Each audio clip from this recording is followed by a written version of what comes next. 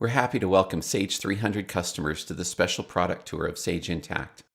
In this presentation, we'll show you the powerful accounting, dimensional reporting, and dashboards that earn Sage Intacct the distinction of being the first and only preferred provider of accounting applications by the AICPA and its subsidiary, CPA.com. I'm Bob Shago with Sage, and today I'm going to share with you some of the things that make Sage Intacct the preferred provider of the AICPA. I'll dive into how you get to immediate visibility, organizational insight, and financial control, as well as how you can document decisions in the context of your financial records. Now let's jump into looking at how Sage Intacct provides immediate visibility. When I talk about immediate visibility, what I'm getting at is how you can get information about your entire organization right away. On the screen right now is an image of a dashboard, and I'm going to jump into the system and show this actual dashboard to walk through some of the ways it gives us immediate visibility into the company. In this demo environment, we've got a multi-entity company. This example company works with security systems, but it could be any kind of company like services, software, healthcare, and so on. Let me point out some of the general items on this screen. First of all, I have 4 entities, and this shows in some of the reporting that goes into the different locations. By looking at this button that says top level, I know I'm at the top level right now. I can drop into any of these companies from here. What you're seeing right now at the top level is the consolidated view of the financials across all of these entities. I have a real-time view of assets, revenue, net income, and expenses. I could create other performance cards like this. Each of these performance cards shows a summation of an account group. For example, in the case of asset, I've taken all the asset accounts and created a summary of these accounts for the current month. Underneath the summary, I can see a comparison of prior month, giving me a performance trend at a glance. I can see that assets have gone up. This is a good thing. Revenue and net income have gone up as well. Also expenses, but that's not necessarily a great thing. But it isn't a worry if it stays in line with growth. We also have the ability to look at charts and graphs, like those on my dashboard. I can create additional charts and graphs and add them to the dashboard. My reports show amounts that I can drill down into right from the dashboard. I'll show you how I navigate to each entity. I just drop down here and select the Texas entity. The system opens a new tab with the same dashboard and with the same performance cards. Only now we're only looking at the metrics for the Texas entity. I have a question that just came in. It says, can people working at the other entity do accounting for that entity? That's a good question. To restate the question in terms of this example, if I'm working in Texas, can I do the accounting in Texas, or does someone at the top level have to do that accounting? You can create users at the entity level like Texas. For example, people in the Texas office can log in to just the Texas entity and do accounting for that entity. They wouldn't see any of the other entities or locations, and then at the top level, we can see everything rolled up. I'm going to move forward in our agenda. Now I'm going to walk through organizational insight. How Sage Intacct helps you get deeper insight into your organization to make those key decisions that drive success. As I just showed you from the top level, I have 4 entities. Now I can break down and filter that information to take a deeper dive into the company's financials. Again, this is from the top level. I'm able to look across all the companies and across all the entities within the company and analyze information for all those entities. Here with assets, we're looking at a summary of accounts. You'll notice that it changes color when I roll over it. I can click on that and drill down into all the accounts that make up the summary. I can further drill down on these accounts and see the transactions creating the account value. I can see all the general ledger journal entries. With just a few clicks, I get to source information behind the summaries. We also have the ability to roll over charts and drill down on reports. For instance, on this bar graph, as I roll over Texas, I can see the amount behind the bar. I can also see the amount behind Maine, California, and Florida. The same with any of these charts. I can also expand any of these charts. These reports and charts aren't limited to the library of pre-built reports. Using built-in reporting tools, you can edit or create your own financial reports that slice and dice information from the general ledger. You can also create your own transactional reports that span related data tables using the Sage Intacct Interactive Custom Report Writer. This example of an interactive report in the report writer is looking at live data to show me exactly what I'm getting as I build it. You can do advanced analysis, including trends and pivot tables, without making a trip to Excel. In addition to drill down and expansion, we have this concept of dimensions. The way I break down net income by location here is an example of dimensions. Each location is a dimension tracked in the system. Item is also a dimension, and this allows me to look at revenue by item. In fact, I could break down revenue by any available dimension. If this were a services company, I might choose to look at revenue per employee or revenue per project and that sort of thing. I have another question that came in. It asks, how many dimensions come with Sage Intacct? Well, the short answer is as many as you need. The longer answer requires some explanation. Sage Intacct has a number of predefined dimensions, and some of these dimensions are associated with particular modules. For instance, if you have projects installed, you get the project and task dimensions. If you have inventory control installed, you get the warehouse dimension, and the contract dimension comes with contracts.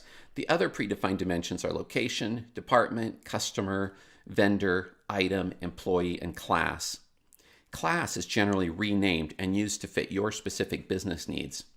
Now, in addition to these predefined dimensions, Sage Intacct has user-defined dimensions that you create.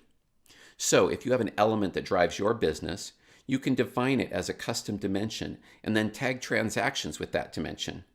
For example, if you were a printing company, you could track revenue and expenses by your different presses to determine the value that each press brings to the business.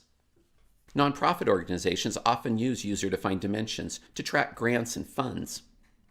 Your system becomes highly expandable as far as filtering on different metrics that matter to you and to your business.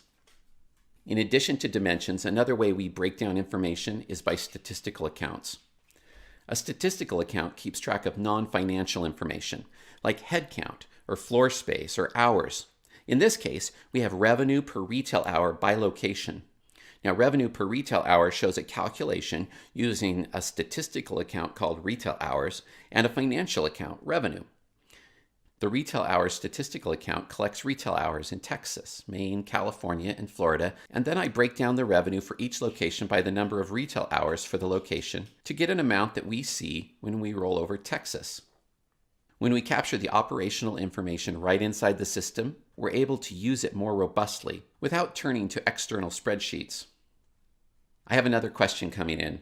What if I have companies with different charts of accounts, like companies in countries with strict charts of account guidelines?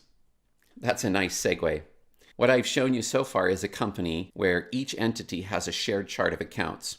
So we're continuously consolidating and looking at information as it rolls in. If you have a company that's more global, or you have different charts of accounts for one reason or another, maybe for government requirements, or maybe you inherited charts of accounts through acquisition, you would use Sage Intacct Global Consolidations. Jumping over here to Global Consolidations, you see that at this top level, I have entities in multiple countries around the world. They're even running in different currencies. I can select Global Consolidation, where I can see my global organization displayed in a tree format. By clicking on Consolidations, I can consolidate just this group, or I can choose US dollars, which is the base currency for this company, and consolidate all my entities. I can roll them all up to my base currency, US dollars, for the period, and they'll roll up to this top-level entity, where I can analyze financial information in a single chart of accounts. I can look at and run reports against this consolidation, even though these companies all have different charts of accounts. They're all mapped to this top one. It only takes a few seconds or minutes to run, depending on the amount of data being consolidated. We have companies running global consolidations on a daily basis, and some on an hourly basis during their end-of-period close. As you plan for expansion and growth, Sage Intacct Budget and Planning leverages many account, dimension, and entity structures. I can easily build budgets based on prior actuals and get instant budget to actual reporting to keep me on track to achieve my financial goals. As I move back to today's agenda, I hope you're getting a sense of how Sage Intacct helps you get to the key decision-making metrics that drive your organization and drive it across different entities.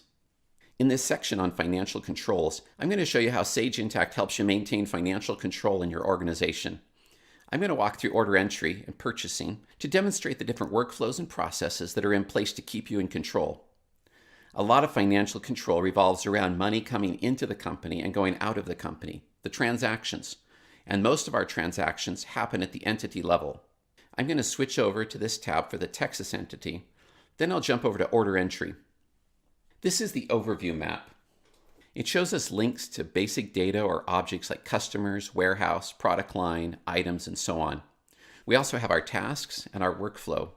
We can create a sales quote and convert that to an order, then convert that to a fulfillment document, and finally create a sales invoice off of that. By clicking this task on the map or on the main navigation menu, clicking the plus sign, I can create a new sales order. Or I can just click the name sales order to see a list of sales orders. Since you've all seen what it looks like to enter data on a form, I'm going to pull up some existing sales orders. As I go through this list of sales orders, I have this company, Texas Alarm Company, and they're asking about an order that they have a sales order number for. I can go ahead and use the order number, and as I bring up the order, I can see everything I need to know about this for the customer. I see a transaction date, due date, item total, and subtotal. Scrolling down, I see the line item showing what was ordered and how much it cost. I want to see if the sales order has been converted. Looking at the History tab, I see that we created a shipper and shipped the order. We also created an invoice for that. From here, I can pull up the sales invoice and look at any information around the invoice. I can access all this while I've got the customer on the phone. I'm creating a better customer experience while enjoying better visibility and control in the finance system. I've received another question. It says, can I bring in sales orders from Salesforce? Oh, definitely yes. Let's see, I'll bring up a demo company here that's associated with a Salesforce instance. I'll also bring up the associated Salesforce instance. You may know that in Salesforce, we create opportunities. This opportunity represents an XYZ shoes order, and it shows the product that I'm selling. It also shows sales orders and a sales invoice created from the opportunity. There's back and forth communication. When I create an opportunity, I simply choose Create Sales Invoice or Create Sales Order, and Salesforce sends the transaction over to Sage Intacct. In Sage Intacct, in this order entry transaction list, I can see that I have this XYZ shoes order. I can tell by the reference number that this is from the opportunity in Salesforce. I can also see all the information inside the order entry system. This integration allows salespeople to work in Salesforce and finance to work in Sage Intacct. Jumping back to the Texas entity in this main demo company, you can see that each line item has additional fields. If this order is a subscription, I have the option of creating start and end dates and setting a renewal template for the order. I can also set up different dimensions for this order that will track with it all the way through to the general ledger. Let's move over to look at purchasing. Like order entry, we have an overview map that shows our workflow from requisition to purchase orders, receivers, and vendor invoices. I'll go ahead and create a purchase order. I'm just going to click on the purchase order icon to create this new purchase order. Know that if your main job revolves around purchasing, you can set this map as your home page at login. Our example company needs more stock, so I'm going to create a PO to buy items from Defender USA. I'm going to purchase 10 more of these Defender systems. I can see my extended price. As I create additional line items, the system will keep giving me line items to enter them on. Just like in order entry, I see the default vendor contacts and all the different controls. My header shows all the information from this transaction so far with all my information entered. I'll post this purchase order. Some days go by and I receive the order from the vendor. Now I go to the purchase order and convert it to a receiver. Come to find out, the vendor's low on quantity. On my receiver, I note that I received 8 of these. I don't want to pay for 10 when I only got 8. With the receiver updated, I'm going to post it. I can now convert this receiver to a vendor invoice. I see that everything is in here the way I expected it to be. I can see the vendor document number and post that with the vendor invoice. Now I have the vendor invoice posted in purchasing, but it did something else. It went over to accounts payable and it created a bill. So now if I go look at my bills in accounts payable, I see that I have this new bill to Defender USA. I can choose the bill and see everything that's on it. Now it's keeping track of account and amount rather than item and quantity. This is going to fall nicely into my chart of accounts and hit the general ledger. I've still got all the information about the bill, And from here I can select bills to pay and move my payment process forward. On the back end, where I need to distribute indirect costs or revenues across departments, locations, or some other dimension, like a product or a project, dynamic allocations let me set up automated allocation journal entries to properly allocate periodic expenses and revenues that run automatically. With these allocations set up and running, I get a clear view of the true performance of my organization without having to run complex calculations in spreadsheets. Let's take a look at bills to pay. I have some options to provide me with both automation and controls. From printing checks to using ACH, Sage Intacct created options by partnering with American Express. I'll jump over to my presentation to share some screenshots of these options. I have an option to use check delivery, where Sage Intacct sends your payment information to American Express and they cut and mail the checks written on your existing bank account. You eliminate the overhead of printing checks, stuffing envelopes, and mailing. It's all handled with a simple click. American Express ACH eliminates the need to create and maintain all those NACHA files. We also have Amex Charge Card, where you use an American Express card loaded into Sage Intacct to pay bills. It creates a more secure transaction by only sending the vendor a one-time use number rather than your actual account number. They use that number to receive payments from your American Express account. As payments are made, American Express reports back to Sage Intacct, so you know what's been processed. It saves you from scouring your corporate card statements. Also, you have the American Express charge card benefits if you get points or money back. You also have the float time that comes along with the charge card, where you pay the vendors today and don't have to pay American Express for about a month. Jumping back over to our control system, Sage Intacct's built-in approval processes let me set approval requirements on bills waiting to be paid.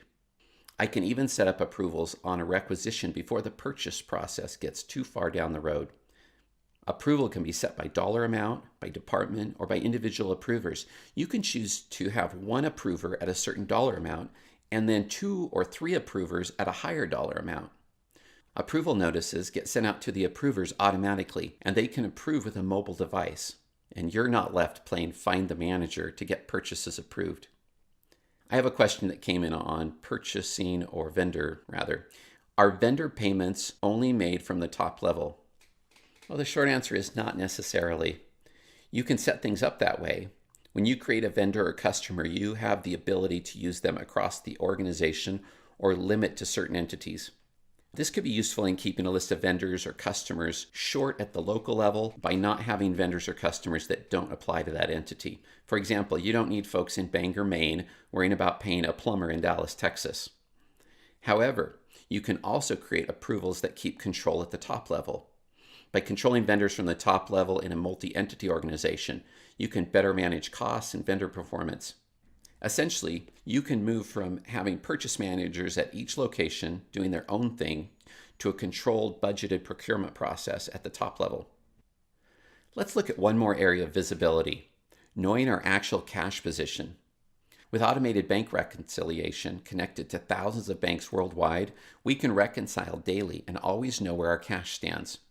This is part of Sage Intacct's push for real-time visibility through continual close. Now that you have a better understanding of controls, let's move ahead to the next section. In this section, I'll talk about documenting decisions and how Sage Intacct is all about documenting them in the context of your financial records. This isn't just about keeping notes in meetings. We keep track of conversations in a way that they can be easily found and looked at later. This is the same dashboard we've been looking at. I'm circling back to this revenue per retail hour and to the percentage of income chart. We see that as a percentage of revenue, California represents a large part of the company's net income. Maine is very small, Texas almost matches up with California, and Florida is competing with Maine. If we look at revenue per retail hour, we see who is dominant in efficiency. Moving over to the Collaborate feed, we see a note from Joanne, one of our financial staff. She says, Texas and California are showing similar revenue, but Texas is outperforming on a revenue per retail hour basis. Could we be having sales performance issues? And then there's a response. Perhaps a temporary shift in management talent would bring up the California numbers. This can be brought up with the board to make decisions at the macro level about the company and strategy, and then document it here to retrieve at any time. Jumping over to another demo organization, I'll show you another place we can document the why behind financial decisions. I can go directly to my Collaborate feed, which allows me to store these conversations with linked transactions. Clicking through to the related transaction, I see the subject of the conversation. We have a journal entry regarding penalties and a note with this journal entry. Team, I'm looking at our latest list of open items for month end. Who can tell me what this adjustment is for? Amy Dunn says, I created a support schedule that shows my calculation analysis for the entry. Notice that she's attached the spreadsheet and essentially stored it with the journal entry conversation. So months or a year from now, when we're looking at these transactions, we can see this conversation and understand what's happening. That's the power of the collaborative tool to document these collaborative decisions. Now I'm going back to our agenda to summarize what we've talked about. We looked at how Sage Intacct consolidates information across your organization and how dashboards help you visualize that information in a more immediate way. We drilled down to get to the detailed information inside the system to make better decisions. I demonstrated how you can collaborate within your organization. You can take all the data that you're getting and work together to come up with a solution. I also showed that you can make decisions about what you're going to do next and then document those decisions in the context of your organization. Thank you for spending time with us today.